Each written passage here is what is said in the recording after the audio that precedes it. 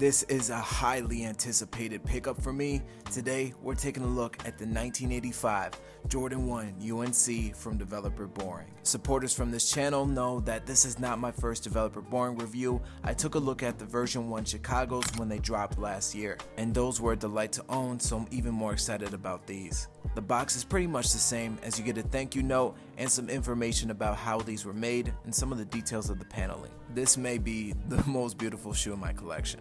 I'm happy to report they do come with an extra set of UNC laces. Now, you may be asking, what's the significance of the Jordan 1 UNC? Well, it was one of the original colorways to release back in 1985 and hasn't been retroed by Jordan Brand since 2015. So the Developer Boring decided to take up the challenge and recreate this amazing shoe as close as possible to the 1985 spec of the Jordan 1. That means you're getting a bigger swoosh, an older style Nike Air tongue tag, a cup sole that's closer to the 1985 original, and a very similar height and identical traction pattern to that 1985 release. Powder blue was my absolute favorite color, so these were a no-brainer for me, and they fit in with the Soul Therapy branding, which is always a plus. I thought the materials were good on the Chicago version 1, maybe a little bit flimsy, and I'm happy to report that this version 2 that is featured on the UNC colorway is really nice. The leather definitely feels a little bit more stiff, but still feels supple, and that heel counter feels a lot more substantial, which means it'll hold up to wear better.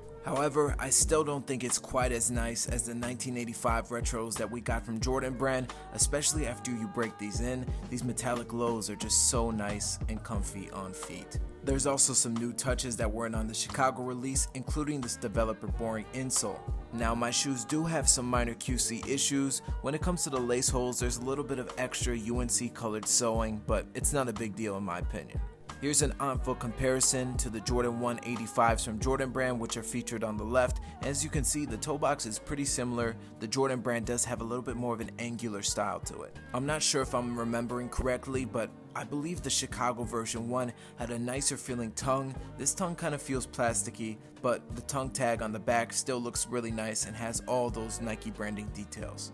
On foot, these are a marvel to look at. The comfort is very similar to your typical standard GR Jordan 1, and when it comes to sizing, I went with my true size, which is a size 12, and they do run a little bit long. So if you're in between sizes, let's say you're 11.5, I would recommend going down half a size and sticking with that size 11, and they should fit you perfectly. A quick thank you to the Developer Boring team for supporting my content and making quality shoes for us to enjoy. Thanks, and subscribe for more content like